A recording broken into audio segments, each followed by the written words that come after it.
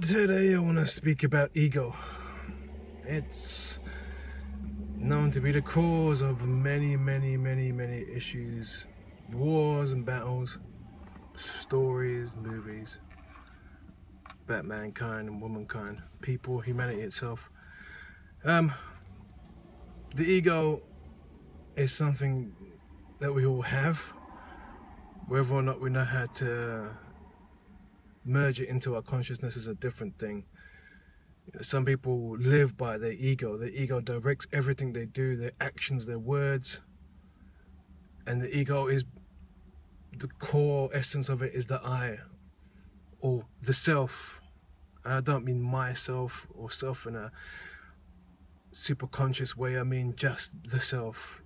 And directed through that, the ego sometimes brings with it greed and all these other sort of things that can pull you down.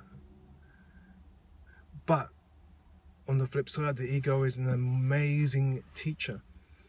The ego itself, without the ego, we wouldn't know about ourselves. Would have problems facing facts and reality about ourselves. And we wouldn't learn how to go beyond the ego if we didn't have the ego there to guide us. I have myself issues with my ego at times, thinking I know better than other people, or not knowing better than other people, still having an ego clash. My ego of how I look, my ego of my knowledge or lack of, my ego of things I do, not being confident in there. My ego says I can't do this, or my ego says I can do this. Through reflecting on my ego made me understand it more deeply. And not to say the ego is not important, it's very important. It's also important to be able to move beyond your ego. And that's how you become selfless. To be selfless with others is not thinking about yourself first. An example I've used before is like Mother Teresa, who was a woman who was a nun or sister, and she helped people who were very sick and just gave up her life for others. Gave up her own, well, she didn't give up her life, that's probably the wrong wording I'm using there. She chose a path of helping others without gratification of the self, without saying, I want to be known as the person who does this, I want an award, I want a Nobel Peace Prize, I want recognition, give it to me, give it to me. She didn't care about that.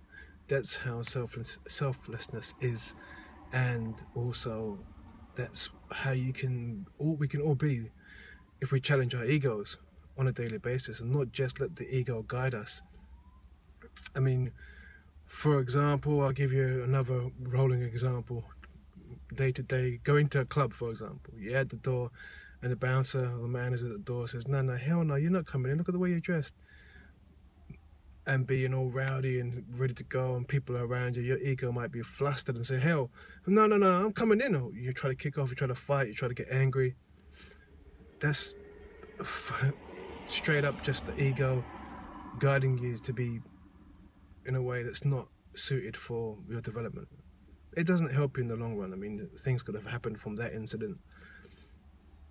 And things do happen all the time from incidents that are directed straight from the ego. Wars are generated from the ego. I know better, this is my country, I will strive to be the one who looks after us, or we will fight, it'll be us. But it's really some certain people at the higher level who are starting the whole process. And one person's ego feeds onto other people's egos, and we all follow the same ego without realizing, hey, where did this seed come from that created this incident?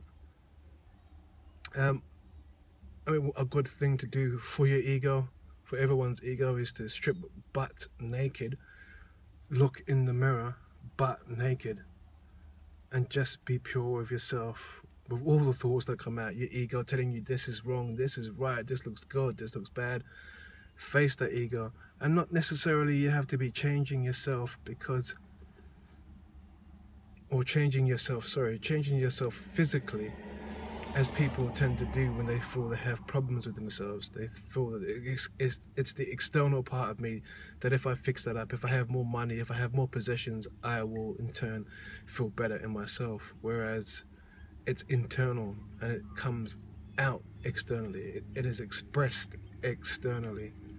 Therefore, you heal your insides. You sort your insides out, the deeper sense of yourself, your soul, your spirit, your higher consciousness. You deal with those levels of yourself, and then it will be part of you externally for those who see, those who are around you.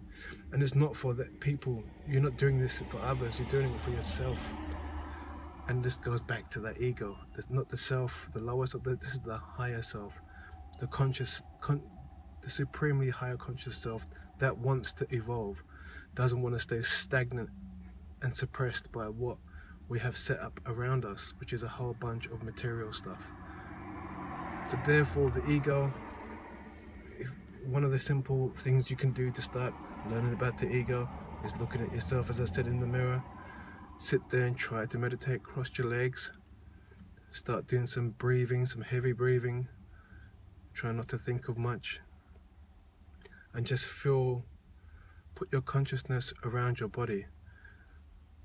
How do you do that? Imagine somebody pinching you and following that sensation, even if you have to physically pinch yourself while the meditation, just to understand that feeling. You can have your eyes closed and all your energy will be directed to that one point. Once it's directed to that one point, close your eyes, embrace that feeling, and move the feeling around to other places. You will find that core part of you that is not suppressed by your physical body or your physical thoughts. Thank you.